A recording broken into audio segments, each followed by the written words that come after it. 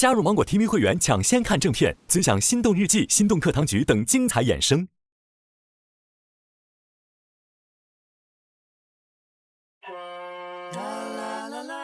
大家好，我是武艺，不太会说话，也不太会主动，但如果你愿意和我一起点外卖，纠结半小时吃什么，我会认真考虑要不要把唯一一根鸡腿让给你。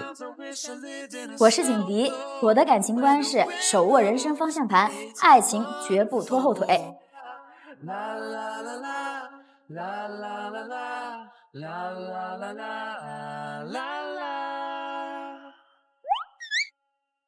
我们就像唠家常一样，你也别紧张啊。好，行。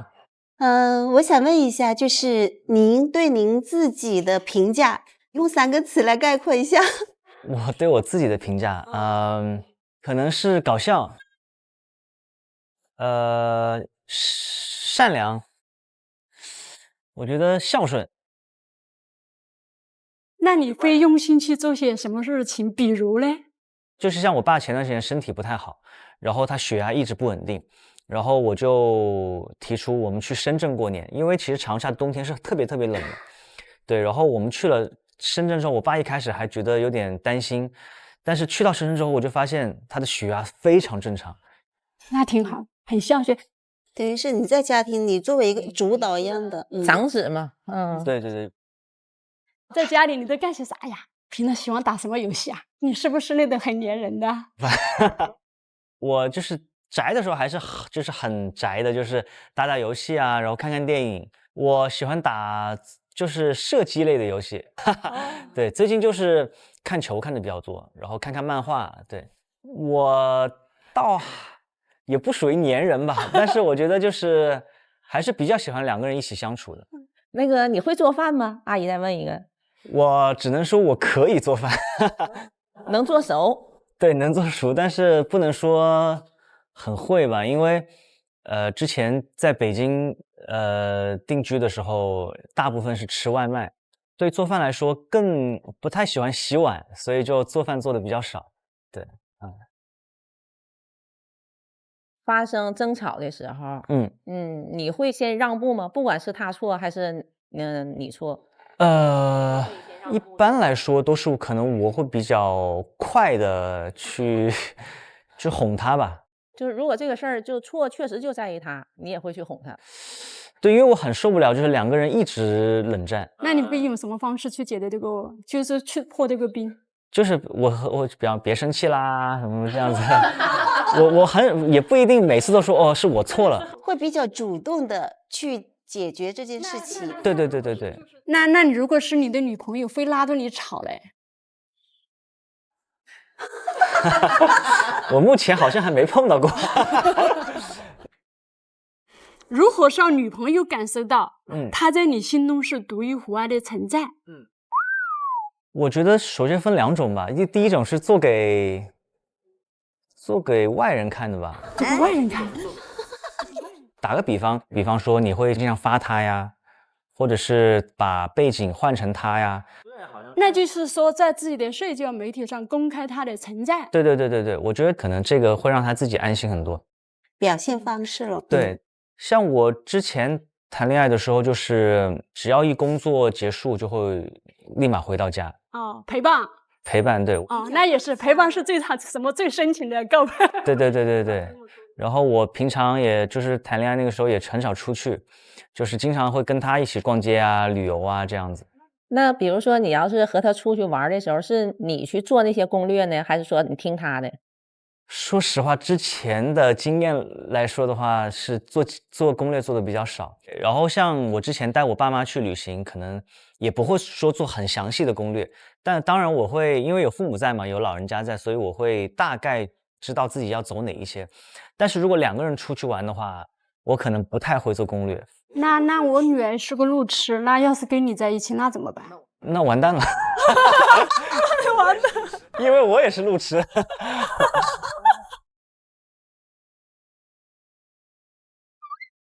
如果将来和婆婆有了矛盾，您希望你的另一半怎么做呢？我觉得，跟婆婆如果有矛盾的话，我首先应该当下有矛盾当下就解决，出现问题解决问题，然后尽量就不要让她来参与。因为就像我跟我妈也会有一些矛盾，我们当下我们就互相就是说明白，然后像我跟我妈妈怎么处的，我就跟我婆婆怎么处，就这样。挺好。那你觉得你爸爸妈妈的那个生活模式是怎么样的？我爸爸妈妈的生活方式，就有时候他们喜欢唱唱歌，有时候喜欢就是说去旅游啊。爸爸有时候也是喜欢出去摇哪瞎走。那我想问问你，平时那个就是休息时间喜欢去旅游吗？我休息时间的时候，我喜欢跟我弟弟出去，我弟弟有时候会带我出去，就是玩一玩，放松放松这个样子。所以说，如果你们喜欢旅游的话，正好我的工作就属于就是到处那种出差。阿姨喜欢旅游的话，可以跟我一起出去旅游，然后我去演出，然后你们就是玩就完事儿了。我想问问您，那个你异地恋，你接受吗？阿姨这问的太好了。我异地恋，其实我有点觉得有点远，这是实话。如果假话的话说接受，但是真话的话是觉得有点远。因为我谈过一次恋爱，是在我大学的时候谈过一次恋爱，然后后来就是可能因为性格的方面，然后就分手了，然后直到2019年到现在为止，就是一次的恋爱都没有谈过。有人追你吗？没有啊，我真的觉得没有，我没有人追我啊。你唱歌，然后你会面对很多观众什么的，你没有一个人说向你示好。喜欢我的都是女孩儿。对呀，因为你很开朗很大方是吧？你性格这么开朗的，我觉得你非常可爱。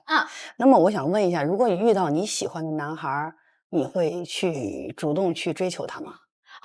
我如果遇到我喜欢的男孩的话，首先第一，我看他的时候会两眼放光。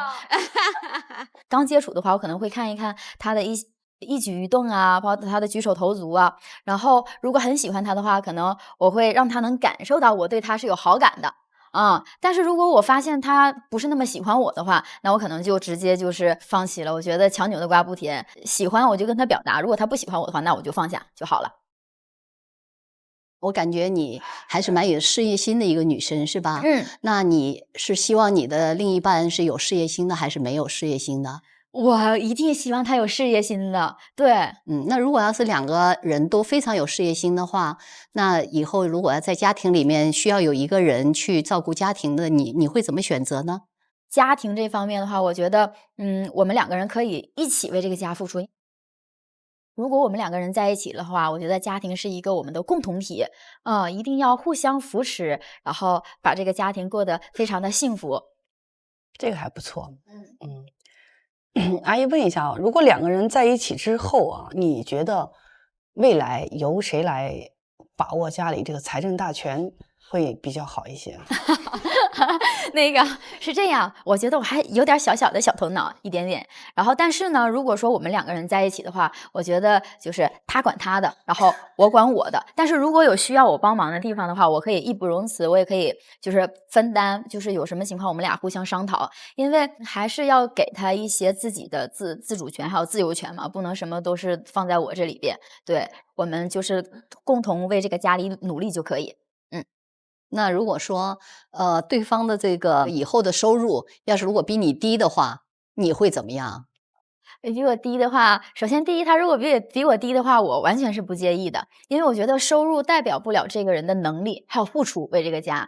我们两个就像说我们两个人已经在一起了，家庭共同体嘛，只要他有上进心，他有自己的事业，还有就是有担当，我就觉得就可以，不管他挣多挣少，我就觉得都可以了。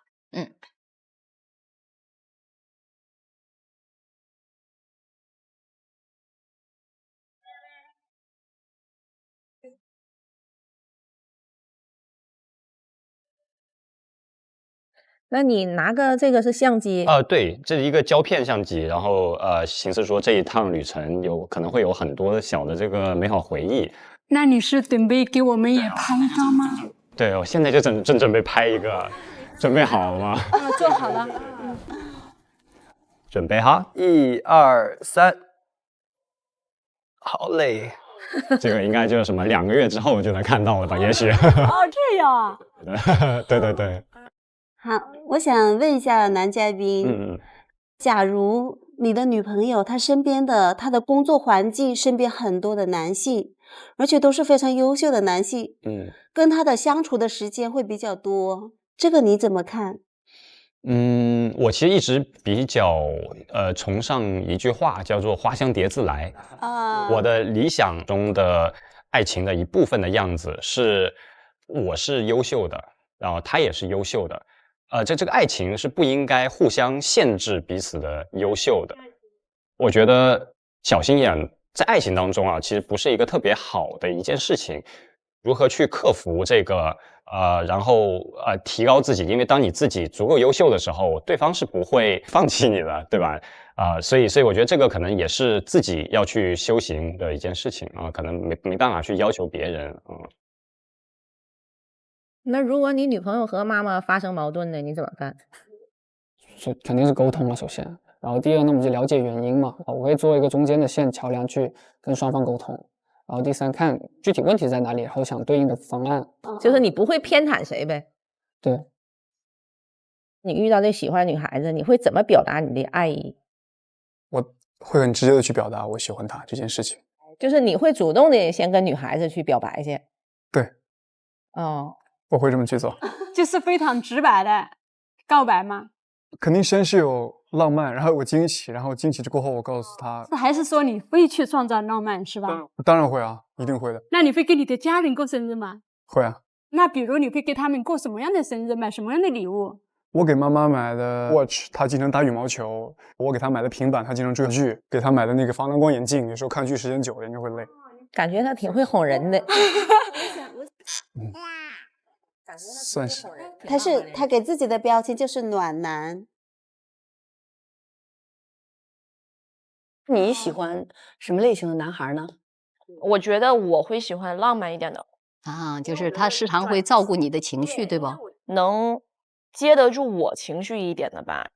还有一个就是说，跟他在一起的话，我会很开心，这一点比较重要。如果为了另一半，你会搬去另一半的城市住吗？我要看那个城市喜不喜欢，就是如果说各种气候啊、环境啊，我觉得特别合适，然后包括我和另一半决定我们可以长期的共同相处、共同来经营一个家庭的话，那我觉得我会考虑的。那你接受姐弟恋吗？啊，我接受，我不在意。我是觉得年纪不要超过15岁吧，我都能接受。相差不要到15岁。对，年纪对我来说，我觉得这个东西不重要，重要的是两个人的眼缘啊、三观啊，彼此合不合适才是最重要的。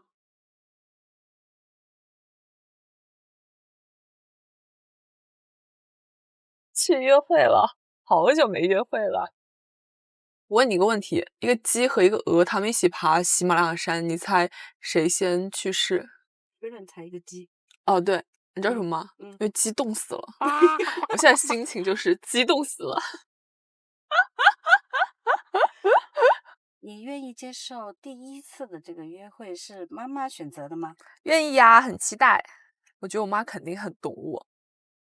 我觉得如果说我妈妈能给我挑一个男嘉宾的话，那个男嘉宾一定是我会心仪的对象，因为我妈是很了解我的，她知道我喜欢什么，不喜欢什么。我觉得我妈应该先从颜值、性格上帮我选一下，主要是我觉得她会以她感觉的帅哥帮我选，我不太确定她所谓的帅和我的点能不能 get 上，但是我觉得我妈应该眼光不能太差，她也应该知道，就是说抛去现实的所有东西，什么样的人我待着最舒服最开心。刚刚其实也挺轻松的，因为男嘉宾的家长还是蛮好相处的。每个人的感觉都不一样，但是我能感觉到坐在最右边的那个短头发的那个妈妈，她应该是属于那种女强人类型的，因为他的眼神就属于那种很坚定看着我，而且他是提问题的最多的。那你觉得他提问题的多意味着什么？意味着他想了解我喽。我觉得挺好的，是一种交流吧，能看出他们可能对什么比较感兴趣。你期待男嘉宾妈妈的选择吗？你觉得谁会选择你？不重要，谁会选择我不重要。最重要的点是我没有被别人选。我觉得至少得有一个吧，也许有一个，应该有一个吧，得有一个吧。我是不是太佛了？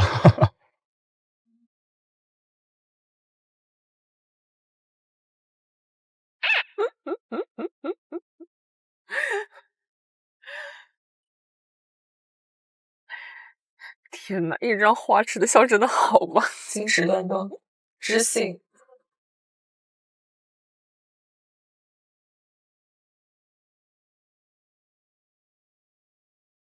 因为我在杭州也工作过。你在杭州做什么？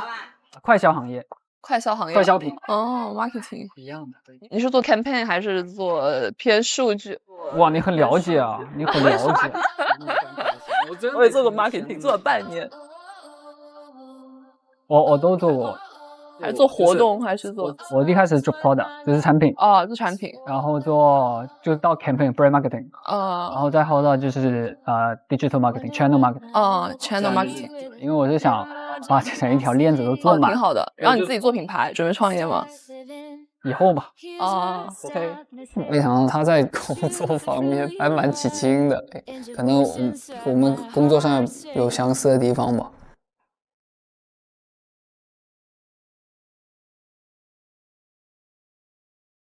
我觉得你妈妈是那个做中间的。她做哪？穿什么颜色的衣服？颜色我真的不太记得。她没跟你说她做哪里吗？我知道她做哪。那不没猜对？猜对了，对吧？哦。我妈啥都没跟我说，她坐哪儿她都没跟我说。我妈也没跟我说，只是她刚才我想猜一下。你猜她的妈妈？她妈妈。最右边的妈妈，她是东北的。对，你妈。那你觉得就是说，你跟她的相处，或者说是聊天的这个氛围里面，你觉得是什么样的？她挺严肃的，其实。我妈很严肃。她在那个环节上表现挺严肃的，她是3个妈妈里面最严肃的。你为什么猜出那是我妈妈？我们长得也不像吧？气质像。形容一下什么气质？一个词。就是那种很沉稳啊。沉稳 ，OK。很有气场。其实你会比她更开朗一点，她会稍微内敛一点。那你都是比较那种大女主的感觉，大女主的感觉。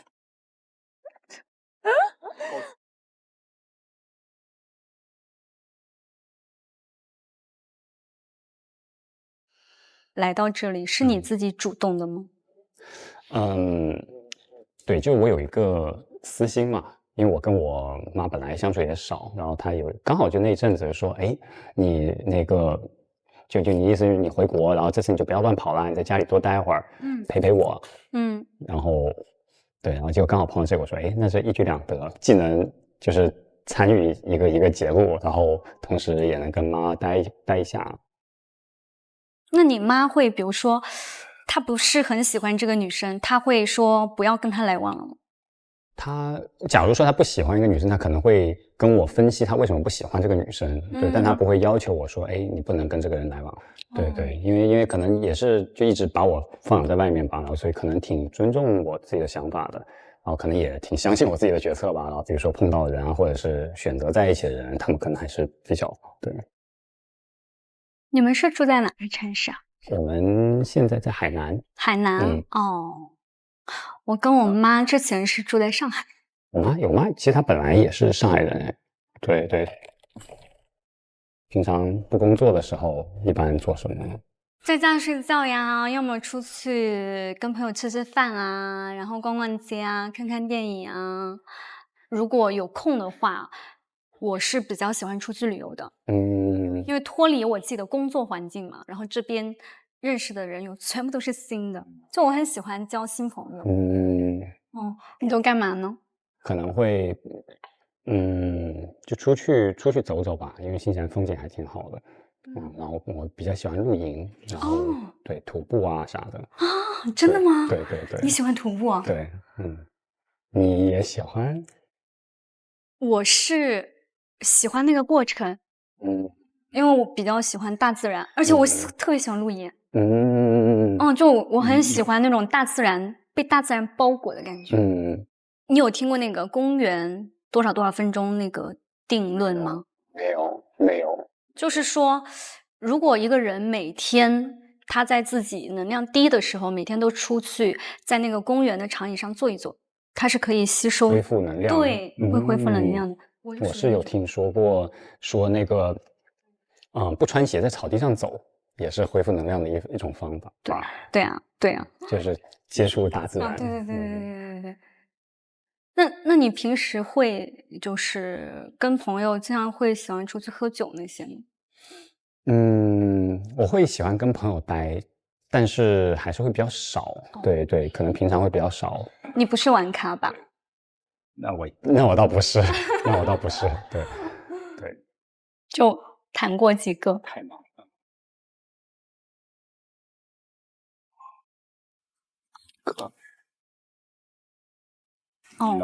我没有谈你那么多。真的哦。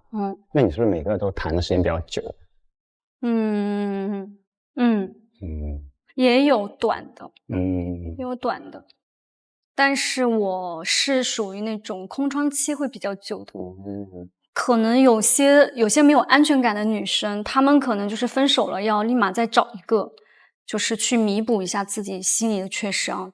但是我是属于那种，我觉得我分手以后我会做总结，要复盘一下。对，我就会去复盘，在这段关系里我没有做好什么，对方没有做好什么，我在什么阶段我不应该说什么话，不应该做什么事情，就我会去复盘。从恋爱中学习的。对，因为我觉得恋爱它其实也是一面镜子嘛，它可以照出你亲密关系里面的很多不足。认同，因为我觉得确实是因为每个人好像，对这个世界的理解的方式是不一样的，然后你能通过恋爱关系是能够很深层的去接触一个人，然后从另外一个角度看这个世界是什么样子，包括看自己是什么样子。对，就是能反映出来你身上还是会有一些什么存在的问题。对，所以我一般就是我会给自己足够的时间去消化呀，去跟进啊。对，那挺好的。而且我是属于那种我分开以后，反而我会更加的用心在自己身上。我想要变成更好的人。给你点赞。他是应该挺有自己想法的，感觉可能他也会是，在自己领域里面比较发光发热的人。虽然能感觉到他其实平时可能没有那么健谈，但是他也一直在跟我聊天，他也一直努力让这个话不落下啊。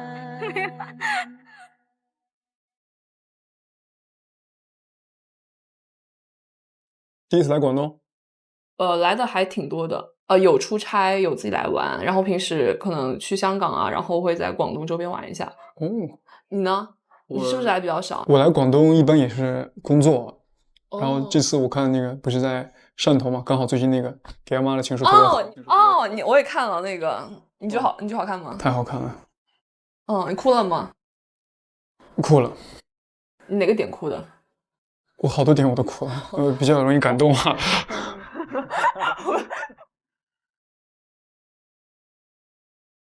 你能猜出谁是我妈妈吗？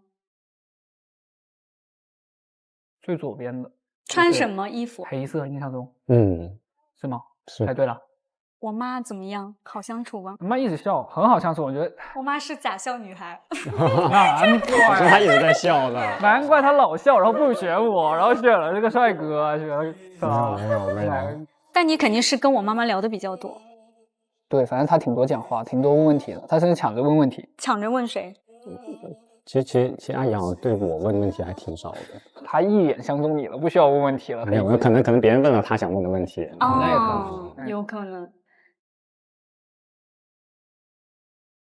完成约会的朋友，请前往同心小屋吧。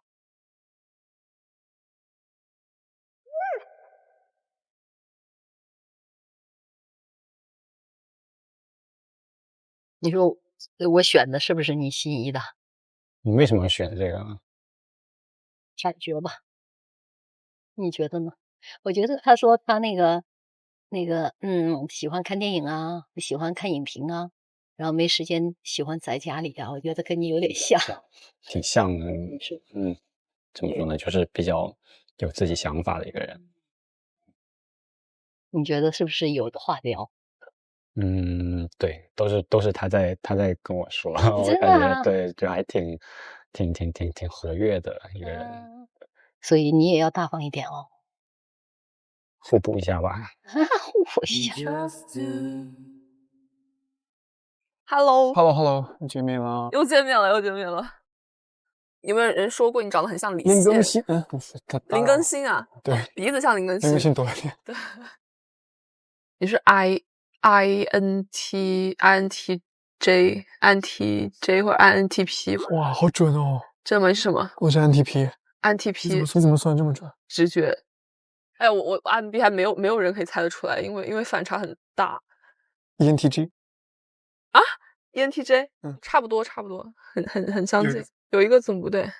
FG 不是，我是 INTJ， 我80%-90%的时间在独处。那你来之前我还蛮勇敢的。真的吗？因为我觉得高能量的女人就值得被大众看到。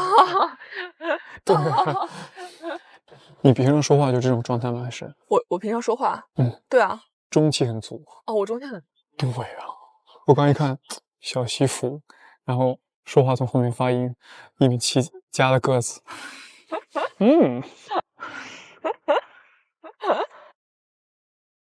你平常就这种打扮？其实我平常跟你这种打扮差不多。我平常不是这种打扮。你平常什么打扮？要不就运动装，要不就背心，就在健身的路上。哎，那我们差不多，是吧？我穿运动装是最多，然后白 T 牛仔裤更多。一样哎，我也是。你平常做什么运动多？高尔夫、羽毛球最近也很喜欢打。我当时想做一些有氧运动，但跑步我觉得太无聊了，好没意思。跑步确实。我最近在看有没有什么新运动可以学习。新运动，你有什么想学的吗？有没有推荐？我觉得看你喜欢剧烈一点还是喜欢柔和一点。我感觉羽毛球就很不错。羽毛球很好啊。对啊。它主要是它又可以那个啥，又可以出很多汗，又可以跳跃，然后不容易受伤。对，而且也不需要很多人。有配合，有单打，然后拉弓那个动作也帅，哇！对，非常完美的运动，超赞的。羽毛球可以，回去我学一下。那很期待了。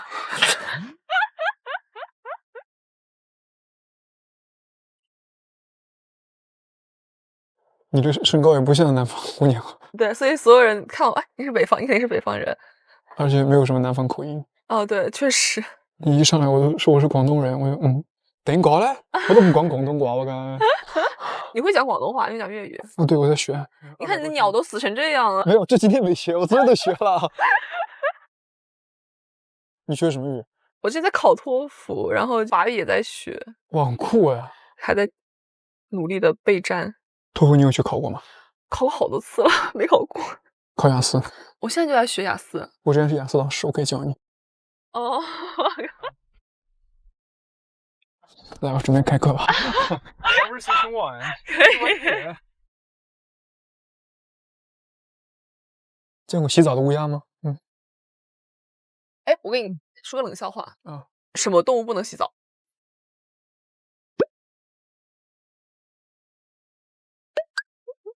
鱼吗？鱼为什么不能洗澡？不对哦。是什么？鸡。为什么？机不可失，因为机不可失。哦，是这个意思。好冷啊。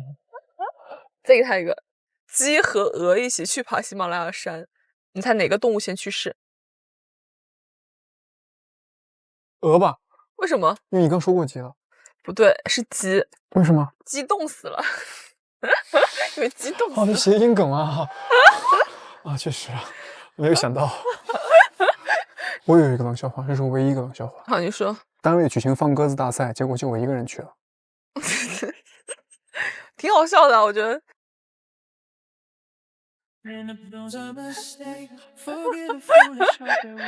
我觉得跟他还是有共同点的，还是比较投缘的。我们都很喜欢运动啊，包括看书啊、电影啊这些东西，然后就兴趣蛮相投的。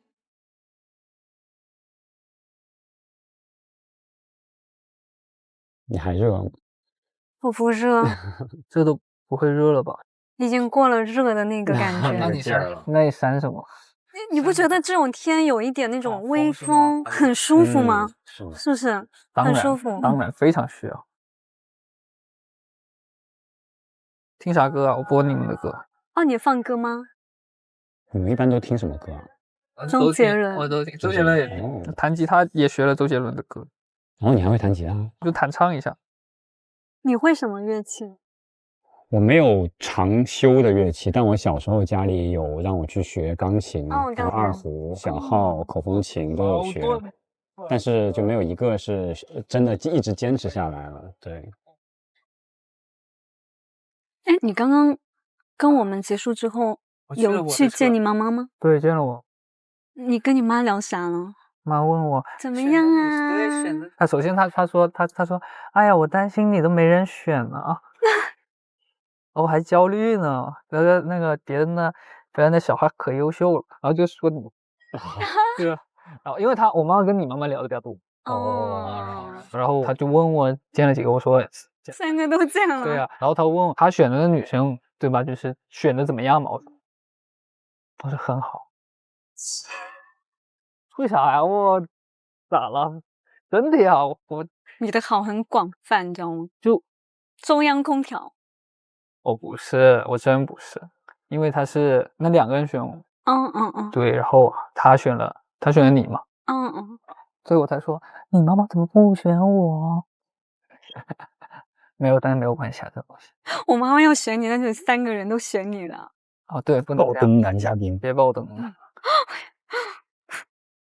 有啥笑？没有，因为我想起我妈说，就是还有个男嘉宾，我不是没见到吗？问那个男嘉宾说，接不接受异地恋？然后不是那个男嘉宾说包的，然后他说那接不接受？就是女方工作很忙，然后你在家里边照顾家庭，然后那个男嘉宾说包的。他的收入高，因为要经常出差，你能够接受就是多点时间照顾家里吗？包的。那种男生还挺包容啊，这好包容啊，我都不会大包的，包的呀。很笑。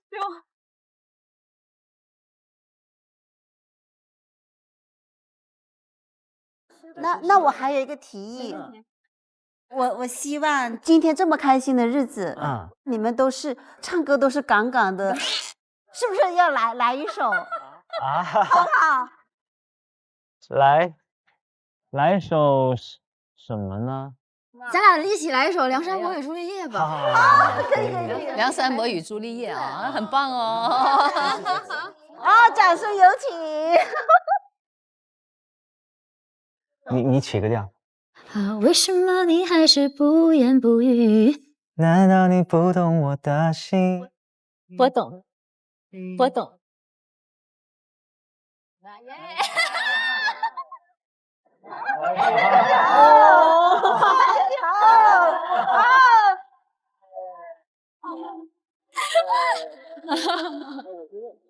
哎，我觉得就是我第一次见景迪，我觉得他也很可爱，因为其实他有一点点紧张，但是他是很开心，对，因为他是第一次就是跟大家这么近距离的，好活泼，好可爱的。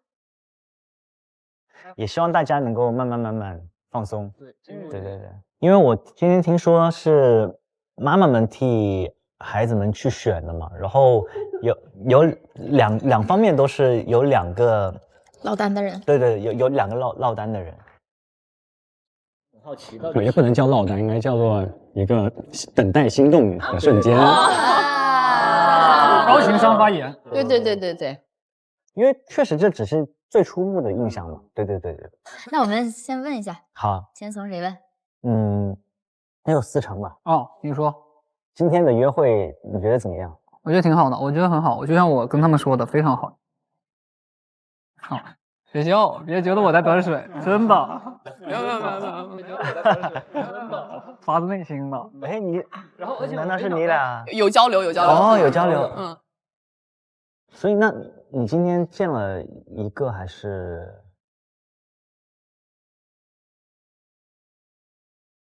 3个？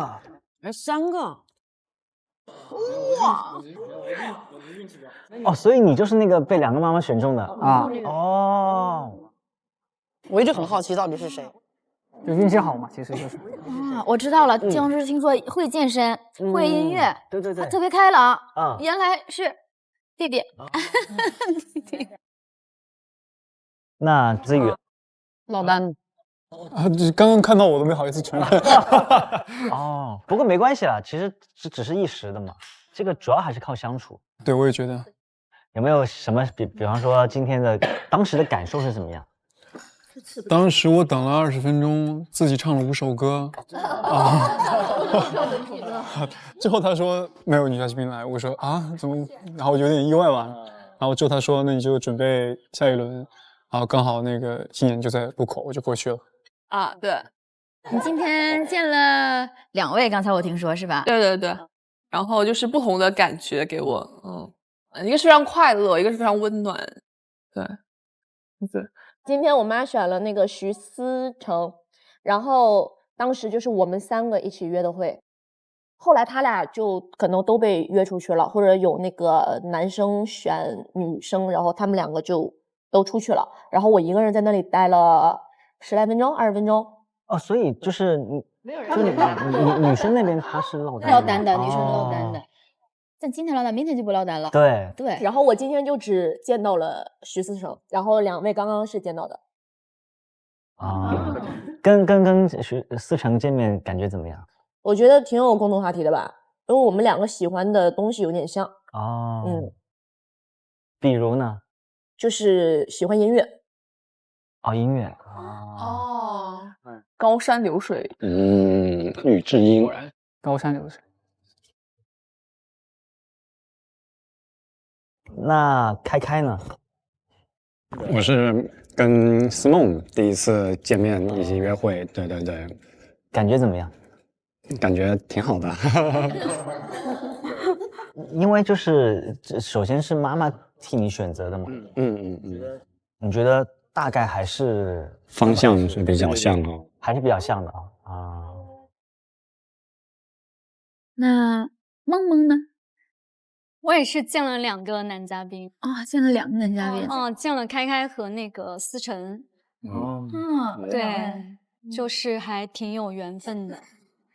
就我跟开是我妈妈选了他妈妈也选了我。哇，双向选，双向奔赴。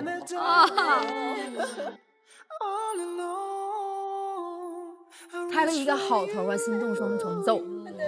双重奏，真是双重奏啊！双重奏，真双重奏，呼应上了。咱们要玩一个小游戏了。好，那我读一下游戏规则啊。12个人用1到12个数字代号，从1开始抢报。若2人或多人同时抢报相同的数字，则报相同数字的人接受惩罚。准备好了，3、2、1，开始。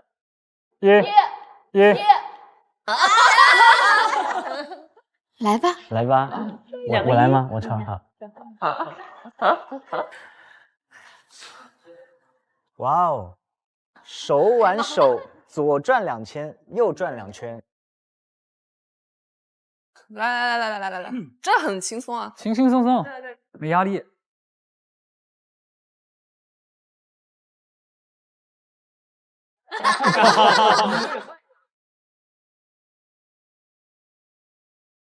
好，右转。这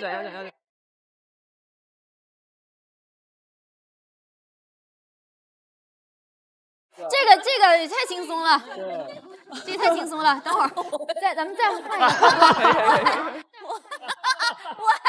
完了，做完了再换一个。下一个呗。再换换一个。不，那下一组，我们下一组吧，我们够了，下一组够了。下一组。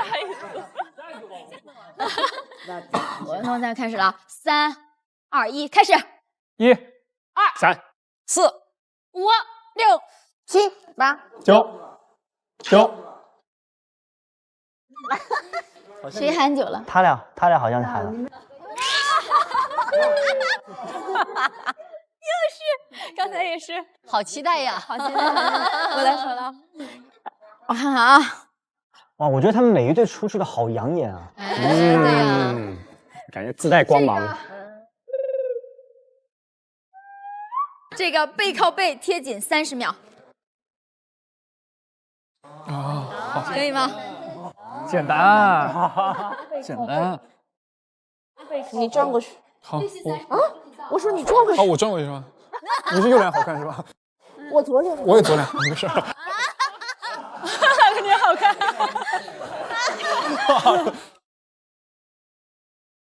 说1啊，才1啊，1.5。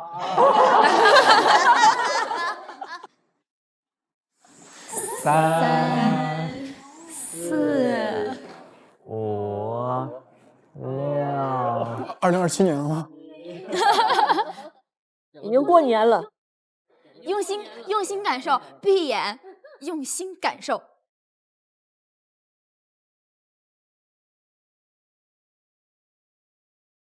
有没有心跳的感觉？心动双重奏了。正好俩心，正好。背对背拥抱，背对背拥抱了哈。